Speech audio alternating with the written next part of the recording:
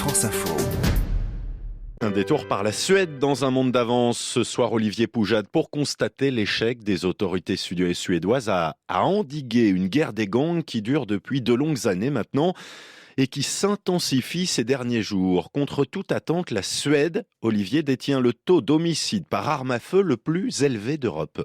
Oui, des chiffres qui datent de 2022, une année noire où les Suédois n'ont passé qu'une petite trentaine de jours sans qu'une fusillade éclate dans le pays, et tout indique que la Suède est sur les mêmes bases pour l'année 2023. Les renseignements affirment que la situation n'a pas été aussi dangereuse depuis l'après-guerre, depuis 1945, une violence qui jusqu'ici était cantonnée aux grandes villes, Stockholm, Malmö, Göteborg, mais qui se répand désormais dans tous les milieux urbains. La police constate même qu'une nouvelle série de règlement de compte est en cours. 7 personnes assassinées en 3 semaines. Et parmi ces 7 victimes, un garçon de 13 ans. Oui, d'après la police, ce jeune adolescent faisait partie des 30 000 personnes impliquées dans le crime organisé et le trafic de drogue en Suède. Il a été abattu dans la banlieue sud de Stockholm. Il est l'une des nombreuses victimes d'une guerre, en fait, une guerre interne au gang de Foxtrot, celui du renard kurde, un chef de faction qui agit désormais depuis la Turquie, d'origine irakienne, Rawa Majid.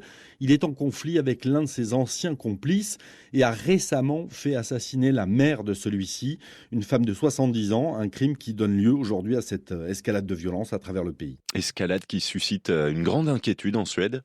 Une inquiétude qui ne date pas d'hier et qui ouvre de nombreux débats sur la circulation des armes. 100% de celles utilisées par ces gangs sont illégales. On parle aujourd'hui d'une importante filière d'armes en provenance des Balkans, des armes fabriquées en impression 3D et donc impossibles à tracer. Autre préoccupation, l'influence grandissante des gangs sur les pouvoirs publics qui expliquerait que seulement 25% des crimes commis soient résolus.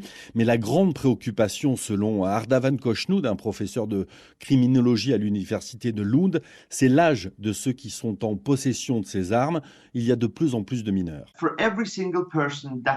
Pour chaque mort en Suède, vous avez entre 3 et 4 jeunes individus dans la file d'attente pour prendre le relais. La priorité, c'est de stopper la filière de recrutement des gangs. La plupart des nouvelles recrues sont des enfants.